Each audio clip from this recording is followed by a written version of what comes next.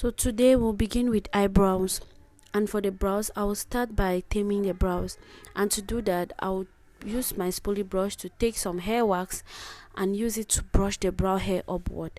There's actually a product for this, and that product is called a brow tamer. So I'm just using this hair wax to brush the brow hairs upward. I'm brushing the hairs upward. I'm not brushing it anyhow, I'm brushing it upward.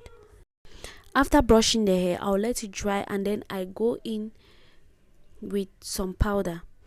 I'm using powder because most of these products, they contain oil, like this hair wax, and if you don't apply powder before drawing the brows, before outlining the brows, your pencil will be slicing on it and it's not going to print. So now it's time to outline the brows, and I'll be using this pencil, this Davis pencil, and I'm going to sharpen it very well. Always use a very sharp pencil when you're doing your brows. When I want to do my brows right, I sharpen like 5 different pencils, and I can use the pencils and still sharpen more, because once your pencil is blunt, it will not give you good results. So always use a very sharp pencil. So I'm going to start by outlining the lower part of the brow, but this eyebrow tutorial is not very clear, and I'm promising you guys a very detailed eyebrow tutorial by the end of next week. When we're doing this video, right, the day we're supposed to shoot this video, we had enough time, but light was disturbing. We started shooting video, light was only going and coming, and then the day now we shot the video, the model was like, she had somewhere to go to, and I could not really take time and do things well. That's why we're going to get another eyebrow video, so you guys should just watch how I do this one while waiting for your eyebrow tutorial, for your detailed eyebrow tutorial. So I'll just go ahead and do the eyeshadow. Like I always say, before applying your eyeshadow, always use an eyeshadow primer, and I'll be using this Benai eyeshadow base. An eyeshadow primer, right, will help your eyeshadow to stay in place, and it will also make any eyeshadow you use to be more visible. You know that this eyeshadow base is white, so if you put red on it, it's going to be very visible. If you put green, the color is going to pop more than when you just put it on your bare eye. And it's also going to make it to last. Not that type of thing that you apply eyeshadow, after some time the eyeshadow is no more there. So it's going to make your eyeshadow to last long. So I'm going to put the eyeshadow primer and blend it very well. So always and make sure you blend the eyeshadow primer very well, because if you don't blend it well, your eyeshadow is not going to be smooth. It's also the base of your eyeshadow, so you have to blend it well. Always blend always blend your base very well. After blending the eyeshadow primer, I'll now go in with my lid color, which is this color from my Blossom makeup palette. I'm using a flat brush to take some of the eyeshadow and tap it on the eyelid. If you can see, I'm tapping it. This because it's just placement. This one I'm just placing it. I'm just tapping. I'm tapping it because I want to place it just on the eyelid.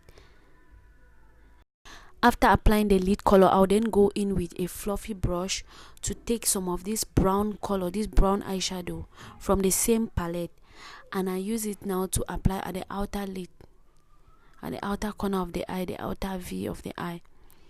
I'll apply it using circular motions. That's because I'm blending as I'm applying.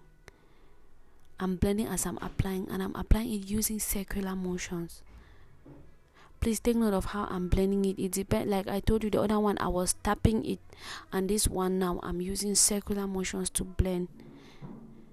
And I'm blending it, and take note of the brow bone. The brow bone is still there. I'm not taking it towards the brow bone, but I'm trying to make it to fade into the brow bone. I went ahead to line her eyes and apply her eyelashes. So now I'll be fixing the baking. That's the excess setting powder that we applied on the face, and to do that, I'm just going to use this brush to take some powder from my powder palette and use it and apply it on those areas. And now I'm adding some powder blush to the face. That's because the blush wasn't enough, the liquid blush was not enough, and I'm using this CPD blush palette. This blush palette is very nice, honestly. It's a must have. It's a very nice blush palette. So I'm just using this brush to add some of the blush to the face.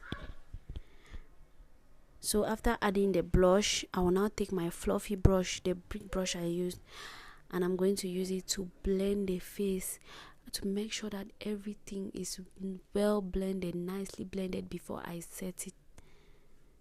This part too is very important. I'm just trying to blend and incorporate everything, make everything to blend well before I set the face. And I'll be setting the face with this Kiss Beauty spray. I'm just going to spray it all over her face. For the spray, I'll be using the Kiss Beauty spray, and I'm just going to spray it on the face and let it dry before I go ahead to do the lips. You can either fan it so that it will get dry very easily, or you just leave it and wait for it to get dry. But if you're in a haste, always fan it and it will get dry. For the lips, I started by using a brown lip stain to line the lips. Okay, so I'm just lining the lips with this brown, and see how I'm lining and blending. That's one thing I saw a lot with the when people were posting their makeup in the group. Most of them, I see harsh line between their lip liner and the main color. That's because they don't blend the lip liner after lining. As I'm lining, I'm blending. As I'm lining, I'm blending. So, and for the main color, I'll be using this pink color from my blossom lip palette. So I'm just tapping it on the lips, and after tapping it, I ask the model to blend it. This because she's someone that knows how to blend lipstick. You cannot ask everybody to blend. If you don't know if somebody can blend it well, you better blend it with a brush. Most times I use my brush to blend it. So after she blended, I then went in with my brush again to blend it very well before I'll now apply my lip gloss. So if you know me well, you know I love lip gloss. Honestly. So after blending, I now went in with this clear lip gloss, and that is the finished look. I hope you like it, and I'm a very huge fan of soft makeup. I like makeup that is very soft, that looks like skin. I really like soft makeup. And that is it for the class. Thank you for watching, and thank you for staying with me right till this time, till this moment. Please drop a comment, subscribe, like my video. Thank you.